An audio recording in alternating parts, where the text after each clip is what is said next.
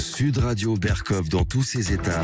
Le fait du jour. En compagnie de Bernard de Flessel, président de l'agence d'attractivité économique d'Aix-Marseille et député honoraire pour faire le point. Bonjour Bernard de Flessel. Comment Marseille est-elle devenue capitale européenne de l'innovation en devançant par exemple Valence, évidemment Valence en Espagne, pas en France, ou Espoo en Finlande. Alors on ne connaît pas Espoo, c'est la deuxième ville finlandaise où il y a notamment le siège de Nokia. Et puis après de belles capitales, après Barcelone, après Dortmund. Écoutez, c'est pas tombé du ciel. On a bossé, on a beaucoup bossé même. On est une métropole jeune, 2016, donc c'est une création très récente, mais une métropole qui est la deuxième de France d'abord. 1 900 000 habitants, et puis des atouts extraordinaires. On a le premier port de France, avec le port de Marseille. On a le troisième aéroport, avec 10 millions de passagers. On est, avec Marseille, une cité connectée au monde. Il y a 15 câbles sous-marins qui appairent sur Marseille, et on est aujourd'hui 7e ville connectée au monde, devant Singapour, devant Hong Kong, devant New York, et on sera 5e l'année prochaine. Donc on a des atouts d'attractivité qui sont extraordinaires. Et puis on a une agence de développement que j'ai le bonheur de présider, qui est une agence d'attractivité qui est fondée à la fois sur la métropole et sur la chambre de commerce, et qui fait un travail en profondeur depuis des années. Les Chinois ont même arrimé Marseille à l'Empire du Milieu par un câble sous-marin qui s'appelle Peace. Bien sûr, absolument. Je vous dis, on a 15 câbles, même 16 maintenant avec le dernier arrivé, qui nous connectent. Et donc, c'est un outil d'attractivité extraordinaire. Quand vous expliquez au monde entier, quand vous allez en Californie, quand vous allez en Chine, en Inde ou en Europe, et que vous réexpliquez ces atouts-là pour les investisseurs et pour les entrepreneurs, c'est fondamental. On a de bons résultats. On a fait 77 implantations dans la métropole l'année dernière. Et sur les 77 implantations, 45% viennent de l'étranger. Ça veut donc dire que Marseille est attractive. Ça veut donc dire que la métropole d'Aix-Marseille est attractive. Bernard de Flessel, comment Marseille arrive à capter les entreprises de la tech et quelles sont les principales entreprises de la tech présentes sur place, sur l'agglo Aix-Marseille On a un pôle extraordinaire qui est le pôle de l'Arbois. Le pôle de l'Arbois, c'est le 4e pôle mondial en clean tech. C'est-à-dire dans les entreprises qui, évidemment, sont sur le créneau, entre guillemets, même si j'aime pas ce terme, de l'environnement, c'est ça. Et surtout, évidemment, de la dépollution, etc. Donc, on a des atouts extraordinaires. Et l'Arbois, c'est quelque chose. Un 4e pôle mondial, c'est pas rien, quoi. Oui, c'est quand même important. Comment Marseille arrive à attirer les entreprises étrangères? Et cette année, le fait d'être capitale européenne de l'innovation a-t-elle permis d'en attirer certaines autres? Alors, ça va être un boost, un considérable. On sait que c'est un boost. Prenons la capitale européenne de la culture, c'était 2013, ça a été un boost extraordinaire pour Marseille, donc ça le sera pour l'année 2023. C'est un peu tôt encore, on a été désigné au mois de décembre, donc les choses se mettent en place, mais oui, on va bénéficier bien sûr d'un boost qui va être un boost important.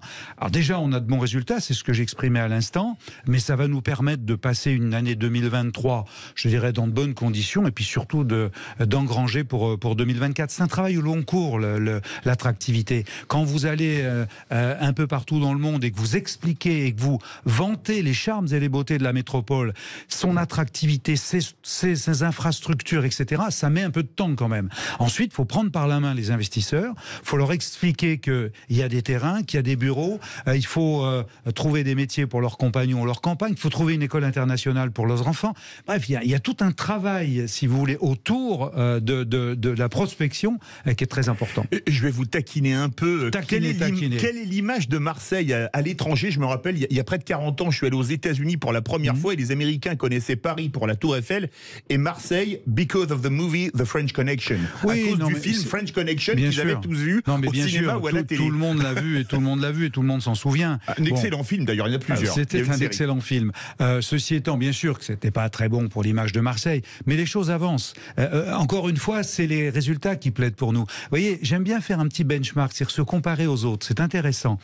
On nous a vanté depuis très très longtemps la métropole lyonnaise, en disant c'est la deuxième après Paris, etc. Pareil torte au concours. Marseille est une plus grande ville que Lyon, mais l'agglomération lyonnaise est plus importante que Marseille. Mais surtout, on a de meilleurs résultats. Je regardais les résultats 2022 de Lyon, c'est 65 implantations, on en a fait 77, c'est 1400 emplois, on en a fait plus de 2000. Donc on se compare très très favorablement, même à ceux dont on dit qu'ils seraient meilleurs que nous. Voilà, donc je remets l'église au milieu du village. Alors pour revenir, Marseille, dans l'idéal l'image économique de Marseille, c'est surtout le port depuis des années. Et malheureusement, quand on voit le classement des ports français dans les ports mondiaux, on n'est pas mauvais. On peut le dire qu'on est carrément nullissime. Je pense qu'on est d'accord là-dessus. Les ports français sont vraiment complètement largués par rapport à Rotterdam, Anvers, Hambourg, Bremerhaven, Valence. Ils sont tous devant nous. Est-ce qu'il y a un plan de relance pour le port ? Oui, tout à fait. C'est un outil indispensable pour notre rayonnement. On y travaille, tout le monde y travaille, tout le monde focalise sur le port. Oui, tout à fait. Il y a vraiment... Et puis on a un ambassadeur qui est extraordinaire avec CMA-CGM. Oui. Un des leaders mondiaux du transport maritime. Je dirais que ça pèse et ça compte, car son siège est à Marseille. Alors, une question. Le plan Macron pour Marseille, nommé Marseille en grand, représente une somme de 15 milliards d'investissements publics, c'est énorme. 2 ans après son lancement, quels sont les premiers effets ? D'abord, il faut s'en féliciter. Je veux dire, depuis très longtemps, tous les gouvernements, qu'ils soient de gauche ou de droite, ont plutôt abandonné Marseille. Alors, on se plaint pas, mais quand même, il y a des limites. Et j'ai le souvenir encore, moi, de propositions qui étaient faites à l'époque par des premiers ministres qui n'ont pas abouti. Aujourd'hui, le président s'intéresse à Marseille. Comme disait un ancien ministre corse qui connaissait bien Marseille, les promesses n'engagent que ceux qui les reçoivent. Absolument. Cette formule est toujours d'actualité, je vous le confirme. Mais aujourd'hui, on ne va pas se plaindre que le président de la République s'amourage de Marseille. Alors ça veut dire un plan pour les écoles, c'est très très important, qui sont en mauvais état. C'est un plan pour le développement économique, c'est un plan pour la sécurité, c'est un plan pour son port, puisqu'il était sur le port il y a encore quelques jours.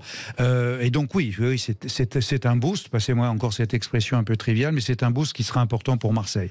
Et aujourd'hui, l'économie de Marseille, l'économie de l'avenir, c'est de faire un peu, toute proportion gardée, une Silicon Valley sur l'agglomération ex-Marseille, c'est plutôt quoi ? On a une chance, quand on rayonne un peu au-delà de Marseille, parce qu'il y a Marseille, c'est 860 000 habitants, la métropole, c'est plus d'1,9 million. Donc ça veut dire que vous avez plus d'1 million de personnes, donc plus que la population marseillaise, qui travaillent à la fois dans la métropole et après dans le département.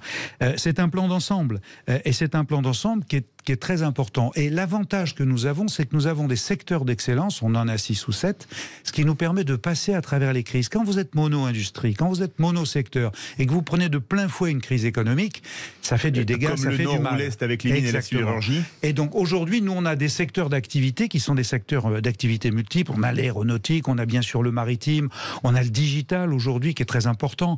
On a la qualité de vie. Enfin, je veux dire, Marseille et sa région et la Provence rayonnent en termes de tourisme. Donc tout ça mis bout à bout fait qu'on résiste un peu mieux aux crises. Est-ce que l'insécurité, les images, on connaît beaucoup l'insécurité à Marseille, les images de pillage sur la Canebière qui ont eu lieu il y a quelques jours, et Dieu sait si elles étaient violentes, est-ce que ça bloque certains investisseurs étrangers pour venir à Marseille, ou même investisseurs français qui diront je vais investir à Nice ou à Montpellier? Je ferai un peu une réponse de Normand, oui et non. Sur Sud Radio, on fait plutôt une réponse de Gascon en général, mais c'est la même chose. C'est vrai, mais c'est à peu près la même chose souvent en tout cas. Et donc, il y a eu un petit coup d'arrêt bien évidemment pour les restaurateurs et pour l'hôtellerie, pour le tourisme de proximité tout de suite dans les jours qui ont suivi, mais d'après les études que nous avons, ça n'engage pas, je dirais, l'année touristique, ça n'engage pas le mois d'août qui est un très bon mois d'août. Et puis surtout, il y a eu une réaction très forte des institutions, à la fois le Conseil régional, la métropole et la Chambre de commerce ont tout à fait, je dirais, dans l'instant, porter un fonds exceptionnel de 10 millions d'euros pour aider les commerçants, pour aider les hôtelleries, pour aider les boutiques qui ont été pillées. Donc on a réagi très très vite là aussi. Merci beaucoup Bernard de Flessel, député honoraire et président de l'Agence d'attractivité économique d'Aix-Marseille. Absolument.